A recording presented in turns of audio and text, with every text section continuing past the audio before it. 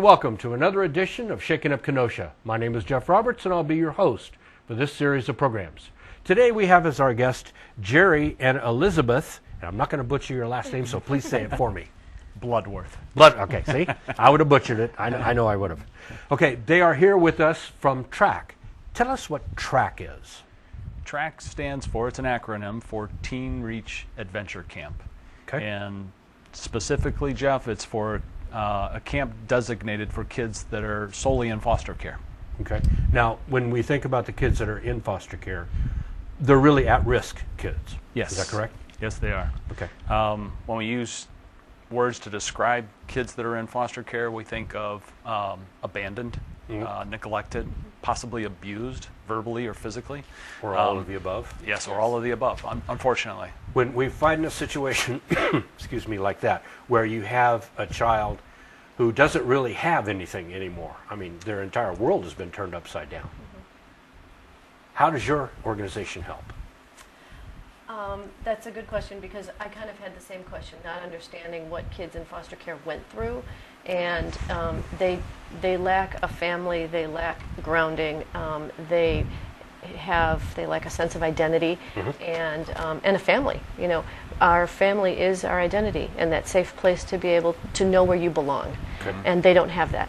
And so at our camp, we gear things specifically for kids, and we use words like abandoned, or like neglected, or forgotten, or abused, where at a regular, if you send kids to a regular summer camp, they're not going to necessarily teach things that same way. So we specifically address issues that are common to them. Yeah, Jerry, that's got to be tough, isn't it? I mean, the two of you aren't the only ones who do this, but you've got to have support for this kind of thing, because you can't just keep doing that over and over again. You're so right.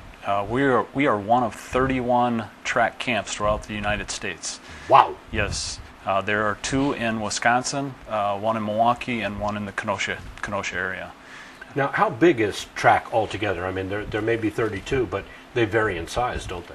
Yes. And they're immediate need kids. How many can the TRAC camp that you two run, how many can that handle? Well, it's a good question, because the more volunteers that we have, the more kids that we can allow. One of the things that we pride ourselves on is having a low camper to counselor ratio. So for every 2 campers, we have 1 counselor. We want to give them that undivided focus, that attention that they deserve, and they want that. Now, how do you decide who's going to be at camp? I mean, there's a tremendous amount of foster kids everywhere. Yeah. How do you decide? What do you do? Teen Reach Adventure Camp was spun off of, or it grew out of, a camp that originated for younger kids, and that one was called Royal Family Kids Camp. And there is a large Royal Family Kids Camp in Racine County that's been running 15 to 20 years. And so, Wow. Yes. So Tim and Serena Howell are a couple that used to be volunteers at Royal Family, and they were disappointed because that serves children from the ages of 7 to 11. And then at 11, we're reaching the critical ages of their life, and they don't have any place to go. So they created Teen Reach Adventure Camp. So our camp gives priority to students that have been through Royal Family Kids Camp first, and then we talk to social workers and people in the schools and things like that, and in social services, and we get names of kids that are in foster care that are within the parameters, and that some are on really heavy medications, some are really just not stable enough to be at camp, and so we rely a lot on social services, caseworkers, and things like that who know, and they're not adoptive, but the foster parents, to give us an idea of what the child's background is, what their, how many prescriptions they might be on for helping them with ADD and things like that. And then together we determine if it'll be a good fit for the student to come to camp. Most kids, though, are able to come. Now, Jerry, is it sometimes that you feel that these kids are right at the edge of the abyss by the time you get to see them? Yes. You think about what age group that we serve, 12 to 15, their bodies are changing. They're starting to become more aware of themselves and the situation that they're in. And think about, this is where I'm coming from, and then how how does my future look? Is there a hope for me? Is there a future? And so that's one of the things that we do at camp is we tell them, yes, there is a hope for you. There's a future for you. These kids have seen not what your typical, person or kid their age sees. They're coming from a background that is just, Horrible. horrible. Yeah. You had some statistics. Could you share those with us? Yes, absolutely. So this was taken from the Dave Thomas Foundation for Adoption. And I'm just going to turn it so you can see it. I won't run through them all, Jeff, but there are some critical ones.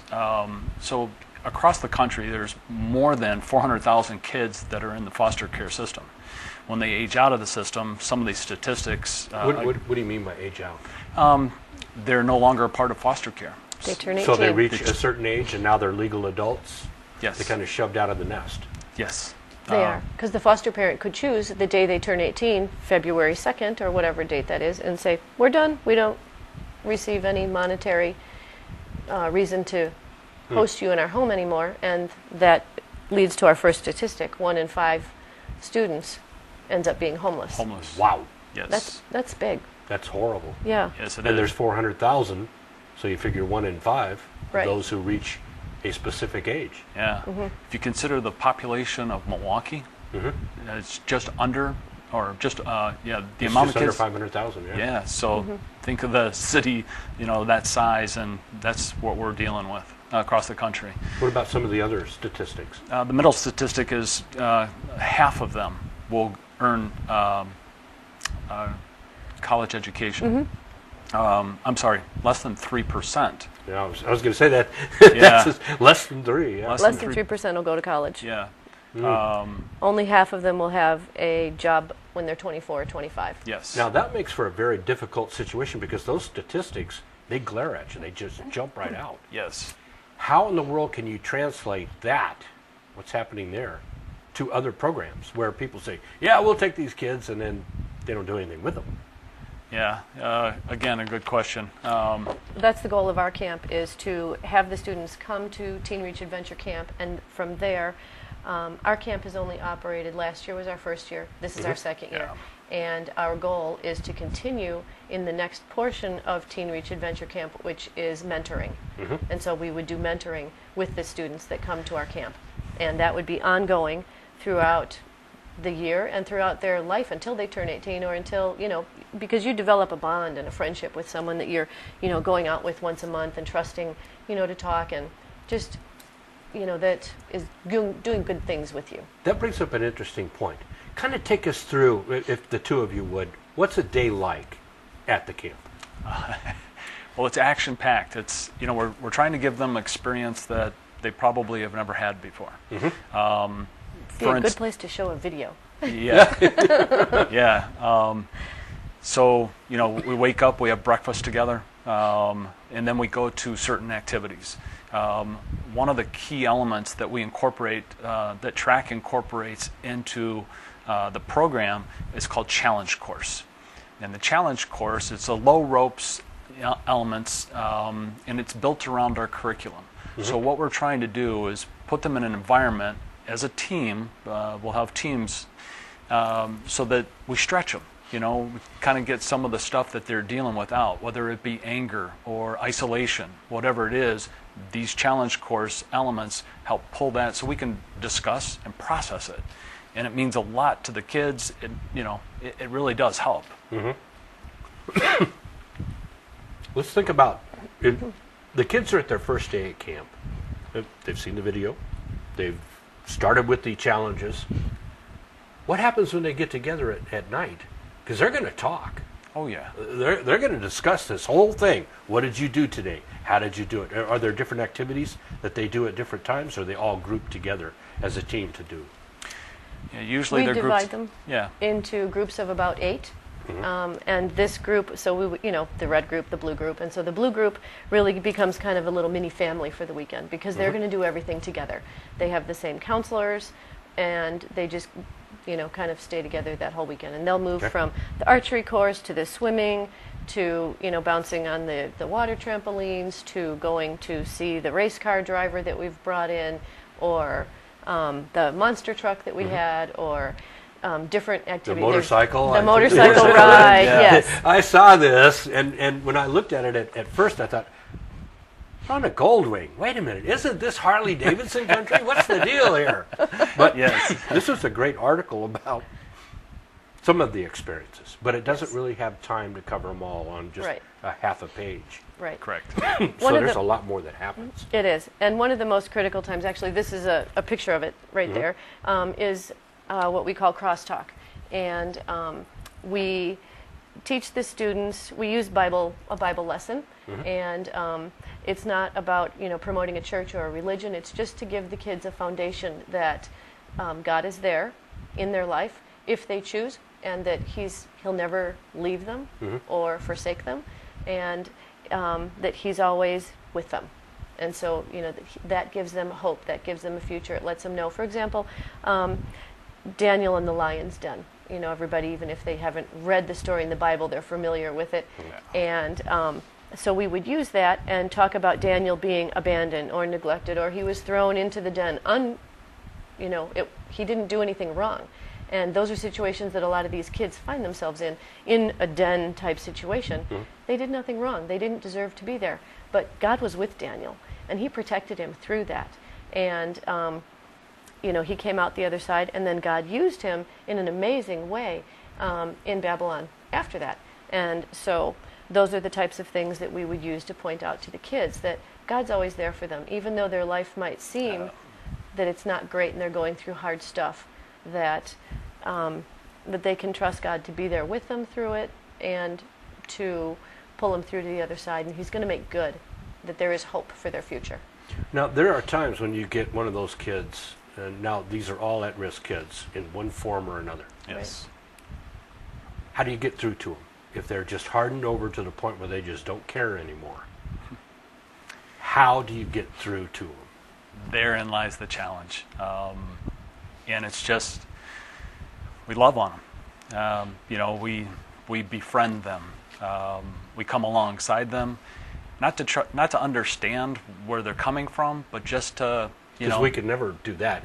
As adults, No. we can't tell what they've been through. Absolutely No idea. not. And half of the time, they're not going to tell you anyway. Right. It's just a realness, a genuineness to them. Not trying to put on, any airs, or just to be ourselves with the kids and let them know that, we do love them. We're here as volunteers. We're not being paid to be here. This is something that we've chosen to do. We've had a good life, Jeff, and we want to help them to have similar.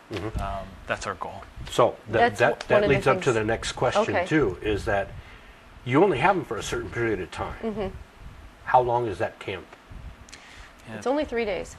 They arrive on Friday morning at about between 8 and 9 o'clock, and then we take them out to camp on a bus, and they arrive at camp. We have a big party, and we cheer, and we have signs that have their names on them, and their counselor's excited to see them, and they have a picture session with their counselor, and they go to move into their cabin. It's been decorated, just for them, with their names and what their name means, and so it's a special kind of time.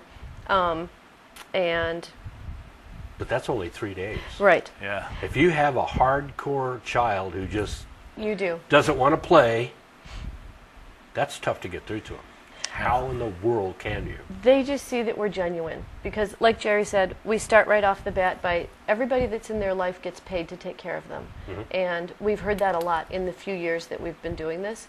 And so we level that right at the beginning, and we let the students know that everyone that's here at this camp is not being paid, that there is a staff of over 50 people, and we all took time off work, we all paid, we all asked friends to help sponsor us to be able to be on this mission trip kind of thing, and we're here because we just want to love on them, and that's something that's completely foreign to them. So that in itself, Yeah. as weird as that sounds or as unrealistic as that sounds, that's the truth of it. We're all just there, and we just continue to honor their choices. If they don't want to participate, we don't make them participate, and regardless of what they do, aside from something naughty, we love them through Something it. dangerous. Exactly. Right, exactly, something dangerous. Because We somebody just- could, in essence, think of, all right, this is it. They sent me to some bozo camp. So now I'm going to commit suicide. And there you go. Now you've got a real problem. Yeah. Now, Right. I interrupted you before you could say something. I'm sorry about that. no. What was it you were going to say? I don't remember. But we're sure that that they're safe before they come to camp, and that's one of the things with camp is that, like Jerry said, that we have a 2-to-1 camper ratio, and so there is never a camper. The students are never on their own ever. They are always within the sight of at least 2 adults at all times, from the minute they arrive until the minute we hand them back to their foster parents. Let's talk about the security for a little bit, because you and I, the three of us, were talking off camera about it, and it's really important. For the campers, how do you make sure that they are safe? We have lots of staff and counselors there. So it's not just they have counselors there, but our total staff and counselor, probably 30 to 40 people. And this year it'll be even more because we're looking at doubling our numbers from last year. Okay. So we're anticipating about 40 to 50 kids at camp. Okay. Everyone has the highest level of background checks every year that Okay. that they are allowed to do. Okay. So that's the first thing. We also have mandatory training, Jeff. 8 hours mandatory. And we'll bring in, we have our own training that we do to kind of prep them and let them know that they could be, situations where they need to engage and help. But to go back to your question, usually the campground has their own staff as well. So it's pretty secure. What about the camp itself? You go through a small orientation, you go through the greetings, that kind of fun stuff. All right, now, what do the kids eat? That's important for them. Oh, yes. They eat awesome camp food. What's camp food? Hamburgers, hot dogs, the typical camping fare, or is it, you try to balance that out? We do try to balance it. So, there's the typical camper stuff. We'll have pizza, we'll have hot dogs, hamburgers. We'll even do a grill out. So normally we'll eat inside in a dining area, but then we'll also have one of those days where it's like a picnic. But then we also offer some, healthy food choices as well. But we know it's camp, and camp is fun, and the food we want to make fun as well. There's always a full salad bar. There's always fruit and vegetables. There's always gluten-free items available. There's eggs and oatmeal, and there's always options to make healthy choices because they have to feed all the adults as well. So Yeah, and the first thing the kids do is head for the hamburgers and hot dogs. Right, The adults right. go to the salad bar. exactly. So camp prides themselves on making good food. In the afternoon, after you've had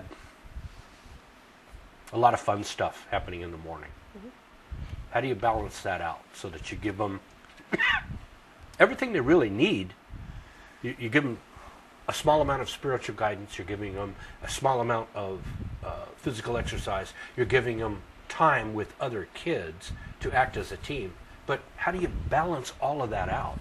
By the end of the day, you have to be able to do something that is just fun. Yeah.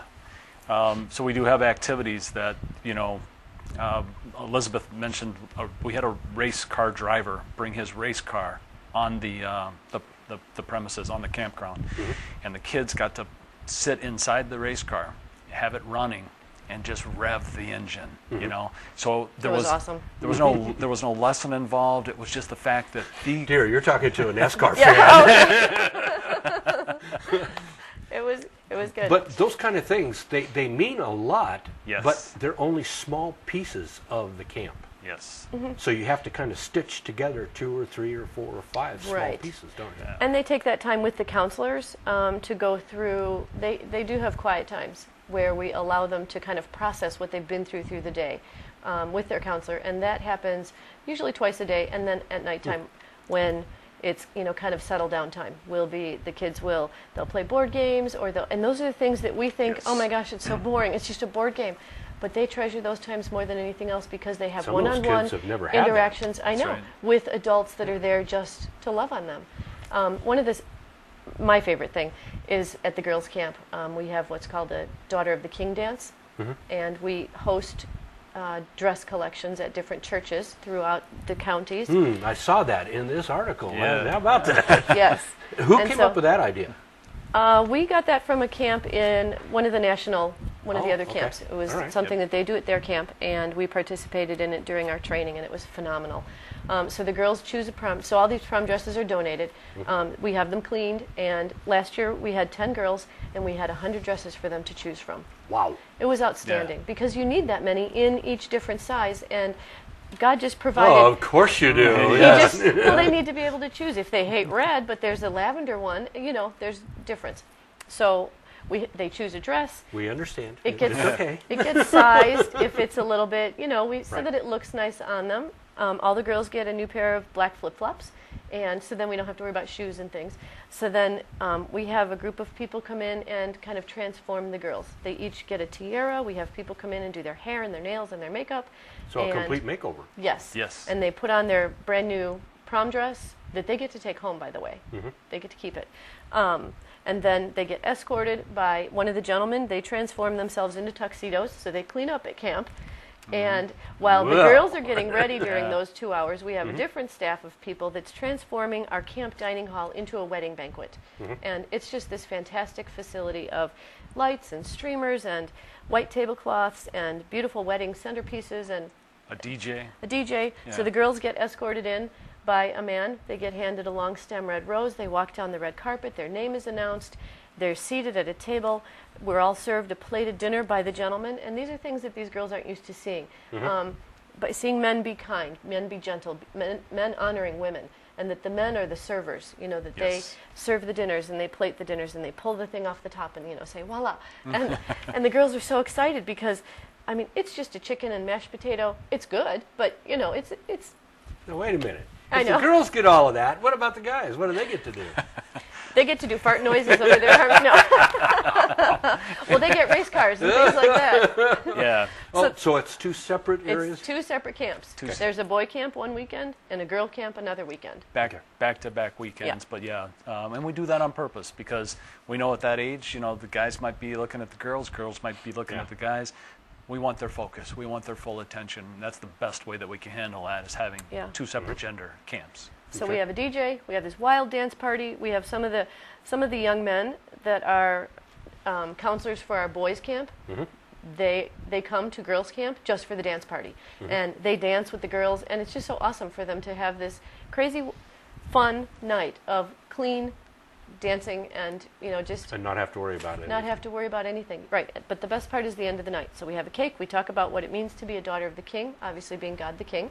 And the men who have done the challenge course activities and things with them throughout the day have written words for each of the girls on a card to tell the girls why they're special and what they see for them in their future and things like that. And so they put the girls in a circle, and Jerry got down on his knee and went around the circle and took that minute to read the card to the girl and to say, God just wants you to know, and I want you to know that you're special, that you're treasured, that we value you, that you have a great hope and a future, that we see that you're a strong leader, and that that's going to be important in your life, and whatever it is that we have. And that's a way that even us as regular women, we don't get spoken to on a daily basis. And this is transforming for the girls. Our roughest girl that was there that wanted to leave camp just melted into a ball of tears and threw her arms around Jerry and sobbed like she never has. She said, "Really, you think that?" And Good. he said, "Yes, Yep. I do." Some of the other things that happen at camp whenever you get an opportunity to do stuff like that, it's not just, okay, this is what we're going to do, and then the word spreads and everybody knows. The next year, you have to think of other things to do, don't you? Yes. How difficult do you follow up a successful camp with an even more successful camp the next year? Yeah, we've got a creative team. We've got a leadership team in place where we meet and we'll talk about ideas and generate things. Like this year, we've got a couple of pilots where we will be giving plane rides to the kids, and we're excited about that. Probably something that they'll never experience in their life, potentially, but to give them that opportunity, very special. Might even be a helicopter ride this year. We're having Last year they did speedboat rides. So, we're having a Lake Andrea? and we only have to reinvent Yes. the wheel 4 times because the kids come 4 years in a row, and then we can Then the start cycle over. starts over Yes. again. Yes. Okay. All right. So, I guess to summarize what this whole thing is about, When somebody says track, what does it mean? What does it mean to you, Jerry? It means that we're taking kids that are at risk, these at-risk teens, and providing a hope and a future for them. Okay. To be more specific, you know, we're involved in their lives in trying to reach their hearts for God. And to me, that's probably the most incredible thing. If somebody who doesn't have the opportunity to go to a regular camp, and this gives them that opportunity, and I love that about track. Right. Elizabeth, somebody says track. What does that mean to you? Track is my favorite 2 weeks of the year that Jerry and I get to spend a whole year of our lives planning a way to make something really special for these kids that haven't had a whole lot of special in their lives. And when they leave, it's hard to think that 3 days would change their lives, but we all have those moments, those defining moments in our lives where, you know, one moment is all it takes. And so we spend a whole year planning and fundraising so that we can have one moment in one child's life to say, you are loved, you are valued, we care about you, and we want to make a difference in your life, and we want to see you succeed. Okay. And it's tough, too, because you get to see however many campers get to come, but then they go back, That's hard. and you don't see the end result. Right. Is there a way that you could follow up with the kids and find out how they're doing later? It's good that you should ask, because we've actually received notes from the parents saying, or it's from the kid that gave to their parents, and it gets back to us, how the camp impacted their life. They had fun. We had one such parent, her daughter came to the girls' camp, and she said her daughter's different. She's she's changed. And that was not amazing in itself. It's just, we know that has that effect. Has the effect. Yes. And it's just nice to get that kind of feedback, because we do kind of lose contact with them throughout the year. Yeah, I bet. That's tough, because Right. you never get to find out how they turn out when they're 18 or Yes. beyond. Well, then our goal is to have the mentoring program after the camp, Yes. where we'll be And that'll continue it on. meeting with them. And with that, I'm afraid we've run out of time. And it's been an amazing 30 minutes, but here we are. It's time for the closure of another Shaking Up Kenosha. Thanks for watching. Bye for now.